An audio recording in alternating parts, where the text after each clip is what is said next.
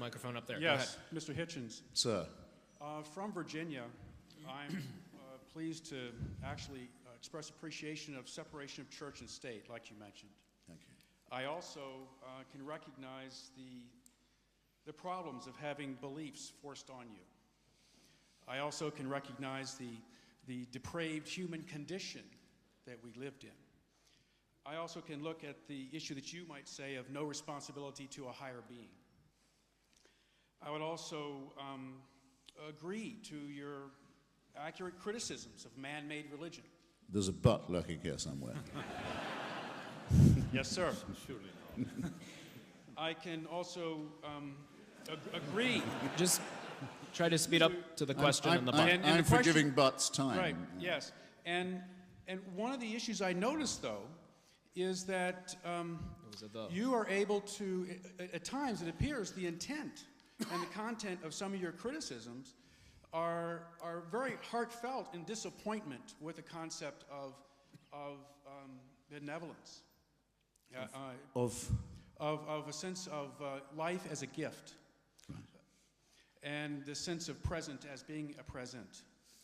And what I ask you is, some of that criticism seems to be beyond the capacity of a primate.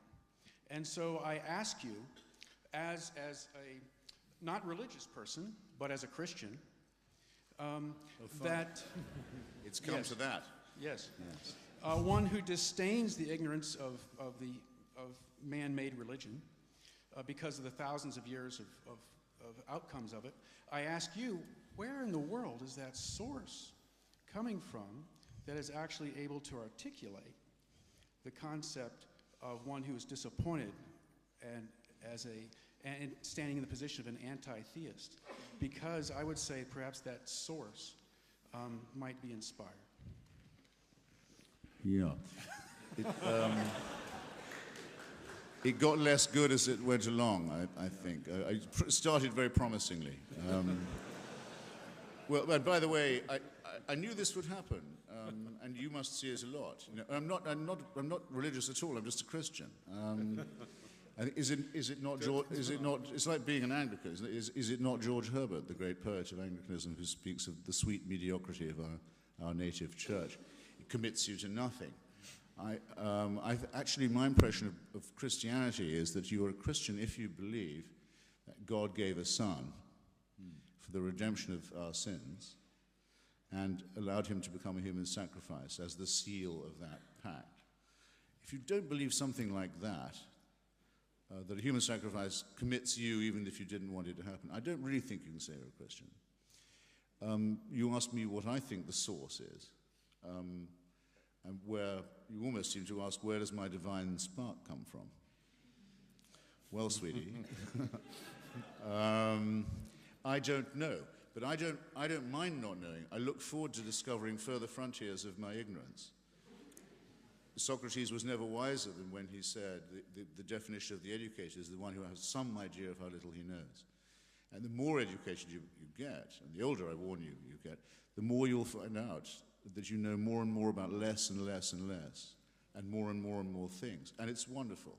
It's a tremendous experiment in learning.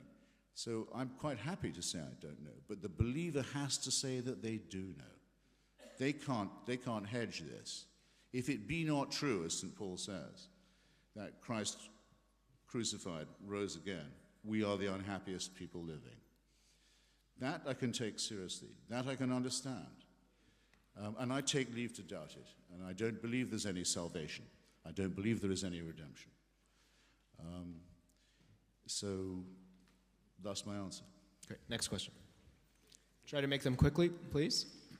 I'll try and be more... We're officially over time, so I dispense you from here. I'll be more brief too.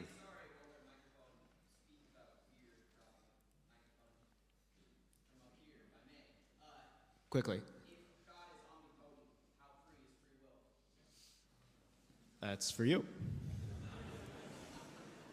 And then we'll go to this gentleman. This is the sort of thing that we would normally do over a 12-week course. So let me just answer it in the following respect, which is really a synopsis of what that course might involve. Interestingly, Thomas Aquinas, a figure revered within my intellectual tradition, indeed within my church, was in fact a theological determinist. He thought he could reconcile determinism with human liberty, and in that respect he was like David Hume, who also thought you could reconcile determinism with human liberty. I don't think you can reconcile determinism with human liberty. In this respect, I'm opposed both to David Hume and to Thomas Aquinas. But I don't think it's to do with divine omnipotence. I mean, I don't see that as being the key to the problem. Now, I understand why you might think it is, because you're assuming that God has foreknowledge of all that's going to happen. If he knows what's going to happen, it must be that in some sense it's fixed antecedently that it's going to happen. All I would say is this is probably week 3 of this, where we talk about what's known as middle knowledge and God's knowledge of ungrounded counterfactual propositions, but I'm not going to get into that right now. Well, right. But I would say briefly that the role of randomness and uncertainty in biological evolution and in the cosmos is so great that I don't think it can be reconciled with determinism, unless determinism is a way of planning for randomness and uncertainty, which doesn't seem to make much ontological sense. So my own casuistry on this point is to say, if asked if I have free will, is to say, of course I have no choice. Clever. And at least I know I'm being ironic, but the people who say, of course you have free will, the boss in heaven says you have to have it, are speaking nonsense on stilts. This gentleman right here, that gentleman at the corner, and then unfortunately I think we'll have to wrap up. Here I am. Hi. Please be brief. Question to Professor Haldane. I never understood how divinely inspired morals are more convincing than, say, instinctively inspired morals. So, my question is, if for some reason the Holy Spirit would decide to have another encounter 2010 years after the first one, and Jesus would then have a half-brother, and that half-brother would tell the church officials, for example, you know, that after all the Lord made up his mind, we can now accept morally torture, rape, and mass murder, for example. Would you take his word again?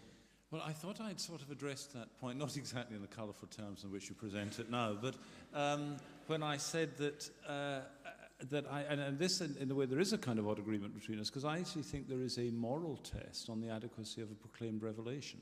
Right? That's to say, if somebody says, look, verily I say unto you, the Lord saith, go forth and torture the innocent, which of course in certain aspects of Hebrew scripture some think he did say precisely that. I think that has to be subject to a test of ethical credibility. Now, and again, just to repeat, I'm sorry to repeat the point, but I'm going to have to do so, is my claim is that the role of a religious conception in this is not in giving the content of moral prescriptions or commands, but setting the condition of the possibility of there being intrinsic moral values. That's really the point. And in a sense, we've returned to this again and again, because, I mean, the question was posed from over here, and another question I think was posed over there. Christopher has been, on this occasion and many occasions in the past, righteously indignant about certain matters. And in response, I think, to perhaps the opening question, which was, what do you say about the empirical evidence that, say, people brought up in religious environments are less liable to, say, addiction, or whatever it might be? His response to that is to say, first of all, that may or may not be the case, but even if it were the case, that says nothing about the credibility or the reasonableness of those religious beliefs. You have to look at those in their own. I agree with that. That is to say, I think we have to bring in a certain kind of critical evaluation. But my claim is that what that moral critical evaluation reveals is a dimension of reflexive moral consciousness that is not itself accounted for within the naturalistic worldview, that we find ourselves charged, as it were, with a moral sensitivity and an aspiration towards the good, but also with an element of conflictedness. And the question is, how is that possible? I have an answer to that, as a religious answer, if you like. Christopher wants to say, I don't know what the answer to that is. Perhaps evolution is a part of the explanation, but we don't need an answer to it. I think if you say we don't need an answer to it, then you collapse back into a kind of acceptance that we may be blown wherever the wind carries us. Whereas I want to try and find a foundation that will make us secure against those winds of fashion, tide and time. Got it.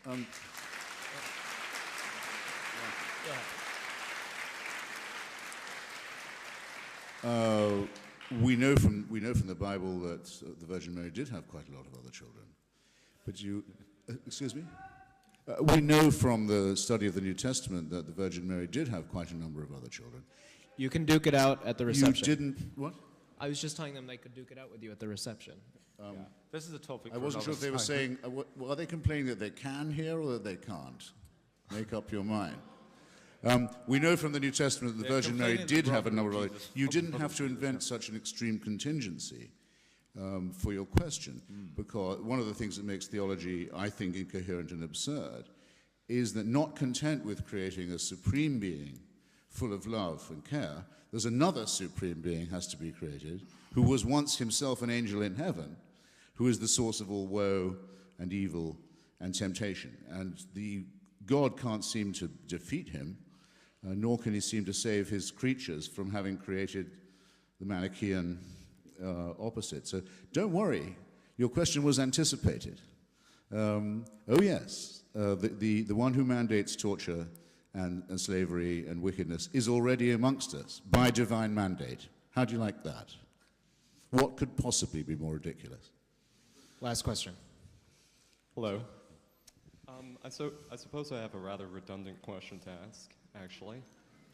And that's on the actual possibility. Sorry, I'm not getting this. Can others just be quiet so we can hear what he's saying? I'm sorry. Yeah, I'm sorry.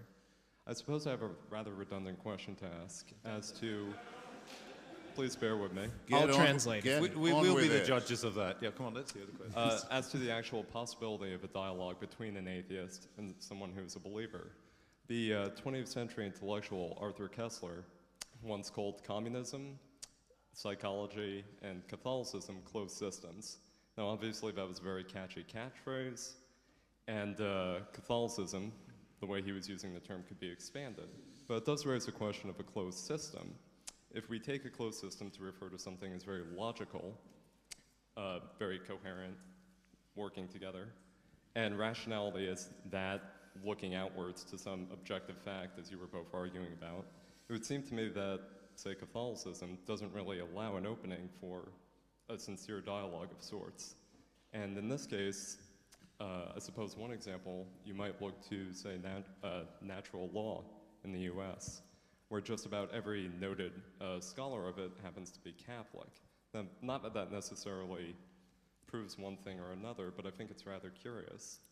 And I would just ask, believing you do have a rational or a logical system with a reference in rationality, how does that allow you to talk with somebody who just frankly doesn't agree on the facts? Well, I think we have been talking, haven't we? But look, one of the issues that divides the larger Christian community, and I fall on one side of that divide, and many here who are Christians fall on the other side of it, is the notion of the development of doctrine. One of the things that people who would describe themselves as biblical Christians hold fiercely against Roman Catholicism and its shadow variants, perhaps Anglicanism in some modes, is the presumption, as they would see it, to supplement biblical revelation with a whole set of doctrines, dogmas, and claims, and so on. Now, I don't want to go into the particularities, and there isn't the time to do so, but what I would say is that it's part of the tradition to which I belong, which would be true also of the Orthodox and of others, and including some within the Reformed tradition, at any rate, some Lutherans and others, that actually it's part of this creation of which we are beneficiaries, that we have the means to interpret something like a revelation. And interpreting it here can in part be a matter of elaborating, explicating, work out what's implied, and so on. But it's also a process of selection. And within the tradition to which I belong, one thing that's emphasized is that it isn't the case that the church is a product of the Bible. It's the case that the Bible is a product of the church. That it was a process of selection begun in the apostolic period and continued until the period of canonization of the Bible in the 4th century. It's a process of intellectual filtering, judgment, putting into interplay various kinds of considerations and so on. And many of those considerations and many of those modes of interplay were drawn from the Hellenic world and indeed from Roman jurisprudential theory and so on. So I think there's no tradition in engaging in that broader intellectual dialogue. It seems to be something that, at any rate, my tradition has been doing for at least 1,700 years. Right, on that note, Silence. let's just get a 1-minute summary from each, and we don't have to time it, just be quick, of any final thoughts that you have, and if you have none in particular, then focus them on what it was that either brought you to the view that you hold or kind of helped clinch it for you, just to end on a personal note. I think I just want to say that those who have some impression of an outer figure, a creator, a supervisor, and so forth, may possibly be able to get as far as a deist position and to say, well, given how little we know and how much we know we don't know, we can't absolutely say there isn't a prime mover. We can say there's no evidence for it, but we can't say that there isn't one. The evidence might be undiscovered. I'm willing to debate that, and have often done so. But the argument for theism, that not only can we establish this prime mover's existence, but we can show by some form of induction that he intervenes in wars, that he answers prayers, that he cares who we sleep with and in what position, that what food we eat and on what days, is a ridiculous proposition. It's a claim to a truth that no primate can claim to make. Primates who claim to know it should be distrusted. Great damage has been done and continues to be done by such people and by such ideas. You're better off thinking for yourself and taking all the risks, and I might add, all the pleasures that will come from that. The most overrated of the virtues is faith. The metaphysical claims of religion are untrue. Thank you.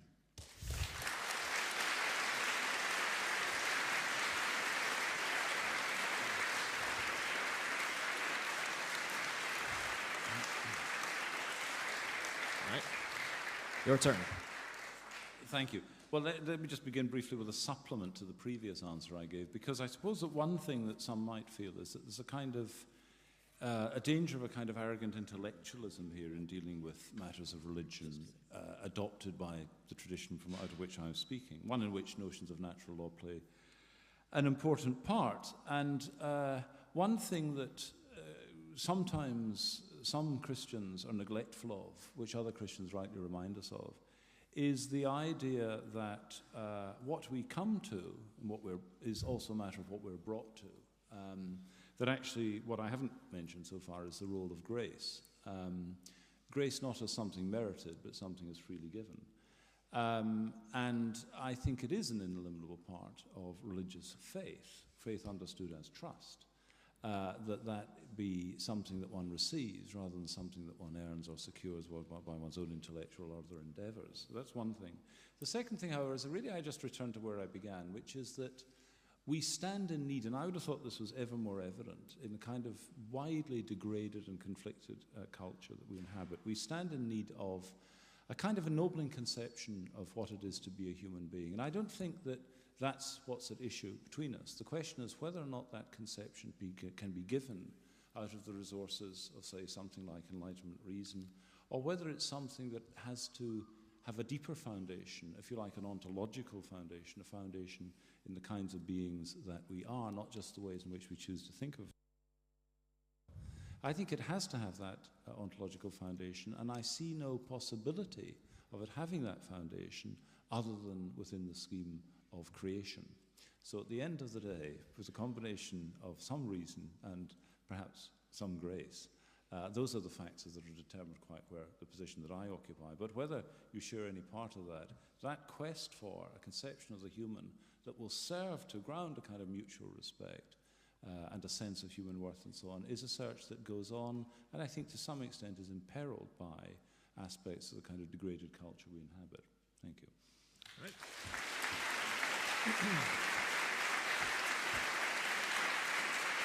Thank you.